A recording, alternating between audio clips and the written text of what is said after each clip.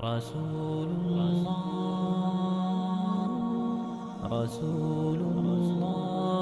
طال بي الحنين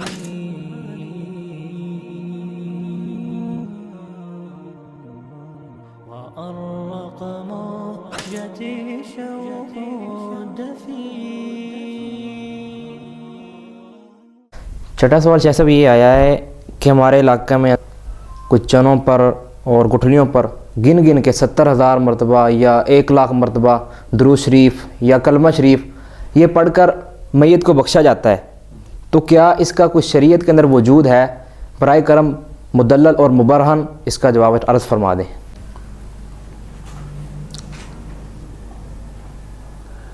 जी, वहल अफ़सदद्दीन इल्लल मुलूक व अखबार सूइन व रुहबानुहा. दीन के अंदर ख़राबियाँ दो बुनियाद पर वाक़ होती हैं. एक तो जो मुलूक बादशाह होते हैं उनकी वजह से, एक जो उलमाए सू होते हैं, सूफ़ी दरवेश किस्म के लोग, उनकी वजह से दीन के अंदर ख़राबी वाक़ हो जाती है. बरसग़ीर पाक व हिंद में सूफ़ियों का राज रहा है, खानकाई निज़ाम कायम था, लोग कुरान और सुन्नत से नाआशना थे. यहाँ जालत का दौरा था, यहाँ तक के जालत होती थी कि बाज़ इलाक़ों में मसलन किसी ने कोई जानवर ज़बह कर दिया तो उसके हवाले से इख्तलाफ हुआ कि ये शरई तरीक़ा के मुताबिक ज़बह हुआ या नहीं हुआ. इसमें अगर इख्तलाफ वाक़ हो जाता तो करीब करीब कोई आलिम नहीं मिलता था कि वहाँ जाकर उसे मसला दरियाफ़्त कर लें. दूर किसी इलाके में कोई आलिम होता, मौसम गर्मा हो, वहाँ लोग जाते उसे पूछने के लिए मसला किस तरह एक जानवर बकरी वगैरह ज़बह हो गई है तो बताइए कि ये शरअ के मुताबिक ज़बह हुई है या नहीं. तो वापस आते तो वो गल सुन चुकी होती. तो अब तो अल्लाह का फ़ज़ल है, हदीस का दौर है, लोगों में एक मज़हबी और दीनी शऊर पैदा हो गया, इल्म आम हो गया है. तो वो जो जहालत का दौर से लोगों ने ना जी फ़ायदा उठा लिया, लोगों को कुरान सुन्नत से दूर रखा, पक्की रोटी कच्ची रोटी पे लगाए रखा और लोगों का माल बटोरते रहे, खाते रहे, नाजायज़ तरीक़ा और नाहक तरीक़ा से लोगों का माल खाते रहे. एक तरफ तो मेंबरों पे ये कहते थे कि यतीमों का माल नहीं खाना चाहिए, दूसरी तरफ क्या हुआ कि जनाब ख़त्म शरीफ के नाम से उनका माल खा लिया. कि यानी भेड़ अपने आप को साबित करके भेड़िए का इंदाज उन्होंने इख्तियार किया, लोगों का माल नाहक तरीके से खाया, बेवगान का माल खाया, लोगों का नाहक तरीके से क्या जी इसाले सवाब के नित नए तरीके निकालिए, बख्शिश के तरीके निकालिए, यहाँ तक कि लोगों को घबराते परेशान करते. देखे जी मुझे आपके बुज़ुर्ग ख्वाब में मिले, आपके भाई मिले, आपका फ़लाँ करीबी अज़ीज़ मुझे ख्वाब में मिला, वो तो कहता है कि जी वह बदहाल हूँ जी, बस कपड़े नहीं है मेरे पास, आप मुझे कपड़े दें, मैं कपड़े उस तक पहुँचा देता हूँ. यहाँ तक बातें होती रही हैं. उसके मैंने देखा उसके पाँव में जूता नहीं था, आप मुझे जूता दें, मैं उस तक जूता पहुँचा देता हूँ. यहाँ तक के सिलसिला होता रहा. ये करीब से हम जानते हैं, मिसाल किसी मौलाना के पास जाते, मुसल्ले पे वो बैठे होते, हज़रत हमें 2-3 कुरान चाहिए, वो कहते हैं ठीक है मैंने आपको मिलक कर दिए जी, ये आप ले लें. 250 का एक कुरान है, अब तो रेट बढ़ गया होगा शायद, 500 का एक कुरान है, 1000 रुपये का एक कुरान है. इस तरह ये लोग कुरान बेचते रहे, जालसाजियाँ करते रहे, लोगों की ईमान उनके माल पे डाका डालते रहे, लोगों को दीन से जाहिर रखा, बख्शीश के तरीके लोगों को मुतारिफ़ कराए, शरीयत के जो दलाइल थे, अहले सुन्नत को जो मज़हब था, इसाले सवाब के जो शरई तरीके से उनसे लोगों को दूर रखा, मन गढ़त और ख़ुद साख्ता तरीक़ों को ईजाद किया और नाहक तरीके से लोगों का माल खाया. वला तश्तरू बिआयाती समनन कलीला की सही तफसीर और सही मिसदाक बन गई ये लोग. अल्लाह की आयात को बेच कर इन्होंने खाया, उनका मतालिब, उनके मफाहीम को बिगाड़ कर लोगों का माल खाया. वमिम्मा रज़क़नाहुम युनफ़िकून की यानी तहरीफ़ कर दी मानवी तौर पर कि इसमें ये ख़त्म ही है, इसमें आपका जनाब ये मीलाद पे ख़र्च करना भी है, इसमें आपकी 11वीं शरीफ भी आ जाती है. सुभान अल्लाह, ये कुरान करीम की तफसीरें और ताबीरें ये लोग पेश करते रहे हैं. तो ये बिदत के शैदाई और बिदत के दिल दादा हैं. انہوں نے دین میں ہمیشہ بگاڑ واقع کیا ہے۔ یہ ہمیشہ قرآن و سنت کی پاکیزہ اور نورانی تعلیمات سے منحرف رہے ہیں، اہل سنت کے مسلک کے ہمیشہ یہ مخالف رہے ہیں۔ دیکھیں ہمارے پاس ایک بڑا واضح اور آسان دین تھا، کاش ہم اس دین کو اپنا لیتے اور شریعت کی وہ جو آسان سہل بل اصل جو تعلیمات تھیں ان کو اپناتے تو ہمارے لیے ان میں عافیت کا راستہ ہوتا۔ تو اب انہوں نے ختم شریف نکالا۔ ختم کیا جی؟ جو ہی انسان مرتا ہے بس اس کی چرپائی کے ارد گرد بیٹھ جاتے ہیں جی، پہلے تو جناب سورہ یاسین سے سلسلہ شروع کرتے ہیں، قریب المرگ کے بعد سورہ یاسین پڑھو جی، پتہ نہیں ایک ضعیف روایت کی بنیاد پر وہ سلسلہ شروع کر دیا۔ یہ ایک الگ بات ہے، کوئی بندہ مثال قریب المرگ ہو، قریب الموت ہو، وہ کہتا ہے کہ میرے سامنے قرآن کریم پڑھیں، وہ ایک الگ چیز ہے، ہم پڑھنا شروع کر دیں۔ کیوں؟ وہ کہتا ہے کہ میں ایسے ذرا مانوس ہو جاؤں گا، میرے دل کو اطمینان ملے گا، میں اللہ کی کلام سنوں گا آخری وقت میں، وہ ایک الگ بات۔ ایک ہے کہ اس کو بطور خاص بھائی سورۃ یاسین پڑھنے سے یہ اور وہ ہو جاتا ہے، یہ بات تو صحیح نہیں، اس پر کوئی صحیح شرعی دلیل نہیں یا صحیح حدیث اس پر کوئی دلیل نہیں ہے۔ پھر اس کے بعد کیا ہوتا ہے؟ تیسرا ہوتا ہے، پھر چوتھا ہوتا ہے، پھر 7واں، پھر 10واں، پھر 40واں، پھر برسی۔ لوٹ مار کے طریقے ہیں یہ سارے کے سارے، انہوں نے قوم کی کمر توڑ کے رکھ دی ہے۔ کوئی لمحہ ایسا نہیں جس میں قوم کا مال ہڑپ نہ کرتے ہوں، قوم کا مال نہ کھاتے ہوں، لوگوں کو دین کے نام پر نہ لوٹتے ہوں۔ ہم سوچتے ہیں کہ اتنی بے باکی لوگوں میں کیسے آ گئی ہے۔ یہ قرآن و سنت کی نصوص آج پیش کر رہے ہیں کہ قرآن کی اس آیت سے ہمارا یہ عمل ثابت ہوتا ہے، حدیث پیش کرتے ہیں کہ اس حدیث سے ہمارا یہ عمل۔ ہم کہتے ہیں کہ قرآن حدیث پہلے انہوں نے نہیں پڑھا، صحابہ یہ قرآن حدیث نہیں پڑھتے تھے، تابعین تبع تابعین، ائمہ دین ائمہ ہدا یہ قرآن سنت کی تعلیمات سے واقف نہیں تھے، یقیناً تھے، لیکن اس کے باوجود وہ ان اعمال سے ناواقف تھے جو آج کے بدعتی جن کو دین سمجھتے ہیں۔ ہم لوگوں کو دعوت فکر دیتے ہیں کہ دین سمجھا جا چکا ہے، شرعی احکام مرتب ہو چکے ہیں، اب ضرور صرف عمل کرنے کی ہے۔ ائمہ نے ہمارے سامنے عقیدہ اسلامی پیش کر دیا، قرآن سنت کی نصوص سے جو اسلامی عقیدہ تھا اس پر مشتمل کتابیں مرتب کر دی ہیں، جو احکام تھے وہ بھی ہم پر واضح کر دیے ہیں۔ اب ہمیں ضرورت اس امر کی ہے کہ ہم محدثین کے مسلک، ائمہ دین اور اہل سنت کے مسلک پر چل کر ان سے دین سیکھیں۔ اس حوالے سے یہ جو لاکھ نکالتے ہیں نا، وہ سنگریزے کہیں پڑے ہوتے ہیں، کہیں جناب وہ دانے پڑے ہوتے ہیں، کہیں چنے پڑے ہوتے ہیں، کہیں گٹھلیاں پڑی ہوتی ہیں، پھوڑی ایک انہوں نے ایک قائم کر رکھی ہوتی ہے، لوگ بیٹھے ہوتے ہیں اور ایک چادر پر وہ بھی پڑھ رہے ہیں ایسے ساتھ ساتھ گپے بھی چلتی ہیں، پڑھتے بھی ہیں۔ کوئی آئے گا 20-50 پتہ نہیں کیا پڑھتے ہیں، لا الہ الا اللہ پڑھتے ہیں، سبحان اللہ پڑھتے ہیں، دروشی پڑھتے ہیں، اللہ عالم کیا پڑھتے ہیں، جو پڑھتے ہیں یہ بدعت کے زمرہ میں آتا ہے، اس کی کوئی شرعی حیثیت نہیں ہے۔ آپ 1 لاکھ نہیں 10 لاکھ بھی پڑھ لیں یہ بدعت ہی ہوگا، مرنے والوں کو کوئی فائدہ نہیں اور آپ کو نقصان ہی نقصان ہے۔ کیوں؟ اس لیے کہ یہ دین نہیں ہے۔ کلمہ پڑھنا تو مشروع ہے، لا شک فی ولا ریب فی، درود شریف پڑھنا عبادت ہے، اس میں کوئی شک نہیں، یہ تو اللہ کی سنت ہے اور محمد پاک صلی اللہ علیہ وسلم کا دین ہے، اس میں رب کی رضا ہے۔ ایک بار درود پڑھنے پر 10 نیکیاں ملتی ہیں، 10 گناہوں کی معافی ہوتی ہے، 10 درجات کی بلندی ہوتی ہے، اللہ رب العالمین 10 رحمتیں فرماتے ہیں۔ لا شک ولا ریبہ، یہ تو ہمارے ایمان و دین کا حصہ ہے، لیکن اس کا کوئی محل موقع بھی تو ہوتا ہے نا۔ ہم ایسے ہی پڑھنا شروع کر دیں۔ عبداللہ بن عمر رضی اللہ تعالیٰ جلیل القدر صحابی ہیں، ان کے متعلق ہے کہ سنن ترمذی اور مستدرک حاکم کے اندر ایک روایت ہے کہ ان کے پہلو میں ایک شخص تھا جس نے چھینک لگائی، تو اس نے کہا الحمدللہ والسلام علی رسول اللہ، تمام تعریفیں اللہ کے لیے ہیں، رسول اللہ صلی اللہ علیہ وآلہ وسلم پر سلام ہو۔ تو آپ نے اس شخص کو روکا ٹوکا، بھئی ایسا مت کہو، بتایا میں بھی اللہ کی تعریف کرتا ہوں، میں بھی نبی کریم صلی اللہ علیہ وسلم کو سلام کہتا ہوں، لیکن یہاں نبی پاک صلی اللہ علیہ وسلم کی تعلیم نہیں ہے۔ ہم تو کہتے ہیں کہ نبی پاک صلی اللہ علیہ وسلم کی تعلیمات کو مد نظر رکھیں، آپ کے فرمودات ارشادات کو مد نظر رکھیں، اللہ کی وحی کو اور اللہ کے علم کو بنیاد بنائیں دین کے احکام میں، لیکن ایسا دین اپنائیں جس طرح صحابہ نے اپنایا، ایسے دین کو اختیار کر جس طرح ائمہ دین ائمہ اہل سنت نے اپنایا۔ بدعتی جو ہیں یہ بے باک ہوتے ہیں، ان کے پاس کوئی دلیل نہ بھی ہو تو جھوٹ موٹ پر اپنے مذہب کی بنیاد ڈال کر لوگوں کو گمراہ کرتے رہتے ہیں۔ آپ حیران ہوں گے، ملا علی قاری صاحب ماتریدی مذہب کے ہیں، انہوں نے ایک مشکات کی شرح لکھی ہے، اس کا نام ہے مرکات۔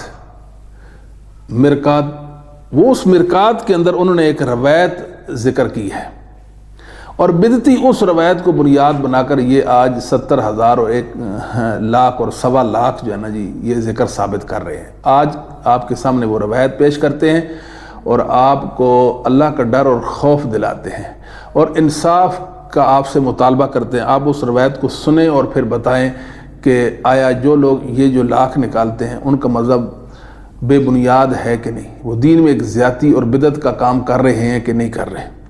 وہ روایت کیا ہے؟ وہ لکھتے ہیں کہ شیخ محی الدین ابن عربی کہتے ہیں کہ مجھے حضور سے یہ حدیث پہنچی ہے کہ نبی کریم صلی اللہ علیہ وسلم نے فرمایا من قال لا الہ الا اللہ 70,000 غفر اللہ لہ ومن قیل لہ غفر اللہ لہ ایضا. جو شخص 70,000 مرتبہ لا الہ الا اللہ کہے اللہ تعالیٰ اس کی مغفرت فرمائے گا, اور جس کے لیے اتنی بار کہا جائے اسے ایصال ثواب کیا جائے تو اس کی بھی مغفرت فرما دے گا. یعنی جس کے لیے یہ لا الہ الا اللہ کہا جائے اس کی بھی مغفرت فرما دے گا. کہتے ہیں ابن عربی صاحب کہتے ہیں چنانچہ میں نے اتنی مقدار میں لا الہ الا اللہ پڑھا اور اس میں کسی کے لیے خاص نیت نہ تھی, یعنی اپنے لیے پڑھا. میں اپنے دوستوں میں سے ایک دوست کے ہاں دعوت پہ گیا, وہاں ایک ایسا نوجوان موجود تھا جس کی کشف کی بڑی شہرت تھی. وہ کھانا کھاتے کھاتے رو پڑا, رونے لگا. میں نے اس سے پوچھا, اس نے بتایا کہ میری ماں کو عذاب ہو رہا تھا. میں نے جب دیکھا چنانچہ میں نے دل میں اپنے پڑھے ہوئے کلمہ طیبہ کا ثواب اپنی ماں کو بخش دیا. تھوڑی دیر بعد وہ جوان ہنسنے لگا اور کہنے لگا کہ اب میری ماں جو ہے وہ اچھی حالت میں ہے اور میں اپنی ماں کو اچھی حالت میں دیکھ رہا ہوں. ابن عربی کہتے ہیں کہ میں نے حدیث پاک کی صحت, یعنی اس حدیث کا صحیح ہونا, اس حدیث پاک کی صحت اس نوجوان کے کشف سے جانی اور اس کے کشف کی صحت کلمہ طیبہ کی صحت سے پہچانی. یہ جناب مرقات شرح مشکات کتاب الصلاۃ ہے, باب ما علی الماموم, حدیث 1142 کتاب جلد 3 صفحہ 222 پر یہ بات مذکور ہے. آپ حیران ہو جائیں, یہ کائنات کا سب سے بڑا جھوٹ جو محمد کریم صلی اللہ علیہ وآلہ وسلم کی ذات گرامی پر ابن عربی ظالم نے باندھا ہے. یعنی وہ کہتا ہے کہ حدیث کی صحت میں نے اس نوجوان کے کشف سے جان لی. کون سی حدیث؟ وہ نوجوان ہو سکتا ہے کوئی شیطان ہو, شیطانی شکل میں متشکل ہو, اس مجلس میں آیا ہو, کیا خیال ہے؟ ابن عربی ظالم تھا.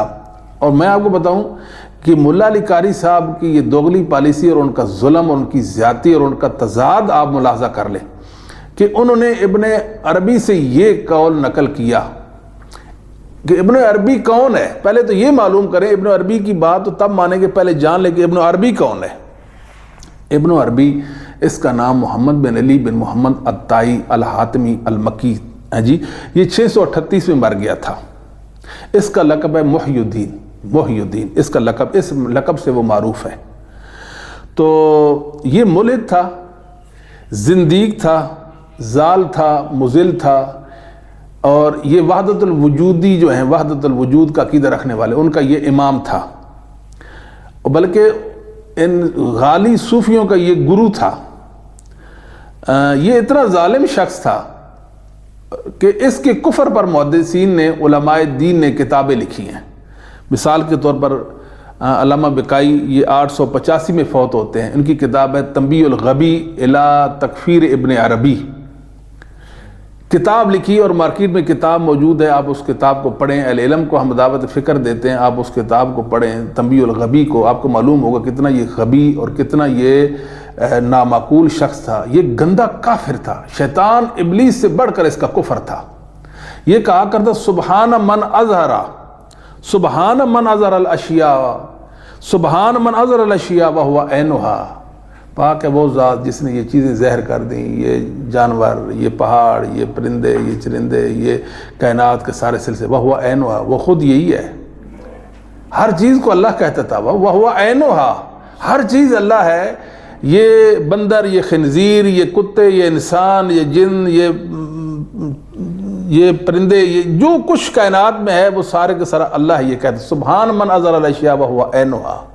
اور اس کا کفر اس کی کتاب فصول حکم کے اندر اور اس کی کتاب الفتوحات المکیہ کے اندر آپ پڑھیں، آپ کانوں کو ہاتھ لگیں، اس کافر کو پڑھنے والا انسان نامراد ہو سکتا ہے، کبھی بھی سعادت اس کو نصیب نہیں ہو سکتی۔ وہ کالا کافر تو بن سکتا ہے، وہ کتے اور بندر خنزیر سے تو بڑھ سکتا ہے، لیکن انسانیت کے درجے سے تو خارج ہو سکتا ہے، اس کو تقوی نصیب نہیں ہو سکتا۔ یہ ایسا گندا ظالم شخص ہے ابن عربی، یہ کافر تھا، پرلے درجے کا کافر تھا۔ اس نے وہ کفر بکا جو یہود و نصارہ کے وہم و خیال میں بھی نہیں تھا، یعنی اکفر من الیہود والنصارہ اس کو کہہ سکتے ہیں۔ یہ یہودیوں سے برا کافر ابن عربی، لیکن بعض صوفی اس کو اپنا امام سمجھتے ہیں۔ ہم حیران ہیں اس بات پہ، آپ کو بتانا یہ چاہتے ہیں کہ مرآت شرح مشکات کے اندر ملا علی قاری نے ابن عربی سے یہ روایت ذکر کر دی۔ ابن عربی کہتا ہے کہ مجھے صحت کا علم اس نوجوان کے کشف سے حاصل ہو گیا۔ کیا جو حدیث ہوتی ہیں اس طرح جھوٹے جعلی گمراہ صوفیوں کی جو باتیں ان سے ثابت ہوتی ہیں، یا حدیث کو صحت اور سقم کے حوالے سے جان پر پہچان کرنے کے حوالے سے حدیث کی محدثین کی اصولوں کو دیکھا جائے گا؟ کوئی ہے ایسا کوئی کہے کہ اس حوالے سے نبی کریم صلی اللہ علیہ وسلم کی سند ہمارے پاس موجود ہے؟ کس کتاب کے اندر، حدیث کی کس کتاب میں اس کی سند، اس کا راوی کون ہے، اس کو بیان کرنے والا کون ہے؟ یہ ایک اڑتی اڑتی روایت شیطان نے گھڑی، شیطان کے حواریوں نے اس کو نبی پاک صلی اللہ علیہ وسلم کی طرف منسوب کیا اور پھر امت کے اندر اس کو مشہور کر دیا۔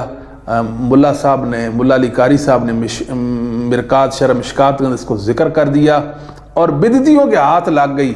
شیطان کی گھڑی ہوئی روایت، ایک کافر کی بیان کردہ روایت ان کو لگ گئی، انہوں نے لاکھ نکالنے اور 1.25 لاکھ نکالنے شروع کر دیے۔ ہم کہتے ہیں اللہ سے ڈر جاؤ ظالموں، ایک تو تم دین کے اندر بدعتی بن گئے ہو، نبی پاک کے گستاخ ہو، یہ تم دلیل کے طور پر نبی کی حدیث باور لوگوں کو کراتے ہو۔ کیا یہ ظلم نہیں؟ کیا یہود و نصارہ ایسا کرتے تھے؟ کبھی یہود و نصارہ نے ایسا نہیں کیا۔ اللہ اکبر، اتنا بڑا جھوٹ کہ ایک روایت گھڑ کے کہتے ہیں کہ اس کی صحت کا علم ہمیں اس انسان کے کشف سے ہو گیا، اور کہنے والا کون ہے؟ وہ ابن عربی کافر ہے۔ اور میں آپ کو بتاؤں کہ ملا صاحب نے ابن عربی کی عبارت یہاں تو نقل کر دی اور کہا کہ مجھے اس کی صحت کا علم اس نوجوان کے کشف سے حاصل ہو گیا۔ اب ہمارے پاس کتاب ہے ملا علی قاری صاحب کی، یہ دوسری کتاب ہے، وہ تو ابن عربی کا قول شرح مشکات کے اندر نقل کر دیا، اور یہ ملا علی قاری صاحب کی کتاب ہے الرد علی القائلین بوحدۃ الوجود، الرد علی القائلین بوحدۃ الوجود، یہ ملا علی قاری صاحب کی کتاب ہے۔ اس کی عبارت میں آپ کو پڑھ کے سناتا ہوں، کہتے ثم علم ان من اعتقد حقیقت عقیدت ابن عربی فکافر بالاجماع من غیر نزاع۔ لو جی صفحہ 154 ہے اس کتاب کا، اس کا ترجمہ آپ اپنے علماء سے پوچھیں کہ آپ کو علماء اس کا ترجمہ کیا کرتے ہیں۔ جی ہم آپ کو بتاتے ہیں کہ ملا علی قاری کہتے ہیں آپ یقین کر لیں کہ جو بھی شخص ابن عربی کا عقیدہ، حقیقت میں ابن عربی کا عقیدہ رکھتا ہے، اس کو اپناتا ہے، ابن عربی جو صوفی ہے اس کے عقیدے پر ہے، وہ بالاجماع کافر ہے، اور اس کے کافر ہونے میں کوئی اختلاف نہیں ہے۔ یعنی جو ابن عربی کا عقیدہ رکھے وہ بالاجماع کافر ہو جاتا ہے۔ ابن عربی خود ملا علی قاری کے نزدیک کیا تھا؟ آپ سوچیں کہ ابن عربی کا عقیدہ رکھنے والا تو بالاجماع کافر ہو جاتا ہے، یہ اس کے اندر لکھا ہے، انہوں نے خود لکھا ہے، اور اس کافر کی بات کو اپنی کتاب کے اندر ذکر کر دیا۔ جو ان بدعتیوں اور ظالموں کے قبر پرستوں کے ہاتھ لگ گئی، انہوں نے اس کو دین بنا لی اور قوم کو لوٹ مار شروع کر دی اور لاکھ نکالنے شروع کر دیے۔ چادر بچھا لی، لو جی پڑھے جا رہے ہیں۔ کیا پڑھتے ہو تم؟ دلیل کیا ہے تمہارے پاس؟ ایک کافر نے ہمیں بتایا ہے کہ نبی پاک صلی اللہ علیہ وسلم کی حدیث ہے۔ ظالموں اللہ سے ڈر جاؤ، ہم یہی کہتے ہیں، یہ ہماری سختی نہیں ہے، یہ ایک نصیحت اللہ کے لیے، ہم نبی کریم صلی اللہ علیہ وآلہ وسلم کے طرفدار ہیں، تب آپ کو یہ بات کہتے ہیں۔ کیا یہ رسول پاک کی گستاخی نہیں؟ ایک کافر کی بات کو نبی پاک کی بات قرار دیں، شیطان کی لعین کی بات کو اللہ کا دین قرار دیں۔ وہ ظالم شخص کون تھا؟ وہ نوجوان، کیا خیال ہے جس کے مطابق ابن عربی کافر نے ہمیں بتایا کہ وہ جناب رونے لگا، مجھے ماں نظر آئی، میری ماں کو جناب یہ وہ ہو رہا تھا، میں نے وہ جناب جو دل میں کلمہ لا الہ پڑھ رکھا تھا، ماں کو اس کا ثواب مل کر دیا، اصال ثواب ہو گیا، میری ماں کے لیے جناب عذاب میں خفت ہو گئی اور میری ماں جو اچھی حالت میں چلی گئی۔ یہ ان ظالموں نے دین گھڑا جو شیطان سے ان کو نصیب ہوا اور لوگوں کے سامنے پیش کر کے اس پر آج عمل پیرا ہوتے نظر آتے ہیں۔ ان میں ایک انسان بھی ایسا نہیں جو اللہ سے ڈرنے والا ہو، ان میں ایک بھی ایسا نہیں جو عالم دین ہو جس کے پاس نافع علم موجود ہو، ان میں ایک رجل رشید نہیں ہے جو ان سے پوچھو کہ ظالموں یہ چادریں بچھا کر اوپر آپ نے سنگریزے اور یہ آپ نے گٹھلیاں اور یہ چنے رکھے ہیں پڑھ رہے ہو، کوئی دلیل نہیں ہے اس پر۔ یہ دلیل ہے کہ کافر کی بات اس کو آپ لوگوں نے دین بنا لا، اگر اس کے علاوہ کسی کی بات کوئی بات ہمیں پیش کریں لیکن ہم وہ بات نہیں سنیں گے، ہم تو یہ کہیں گے کہ سلف میں تمہارا امام کون ہے؟ کیا یہ کام نبی پاک صلی اللہ علیہ وسلم کرتے تھے، صحابہ کرتے تھے، تابعین کرتے تھے، تبع تابعین کرتے تھے، ائمہ دین کرتے تھے؟ ہمارا تو یہ بھی دعویٰ ہے شاید کہ یہ جو حنفی فقہا ہیں آپ کے، مزعوم فقہا آپ کے، شاید وہ بھی اس سے واقف نہ ہوں جس کو آج آپ نے دین بنا لیا۔ اللہ کے لیے آپ باز آ جائیں، پلٹ جائیں، محمد صلی اللہ علیہ وسلم کی طرف آ جائیں، اللہ کی رضا نصیب ہو جائے گی۔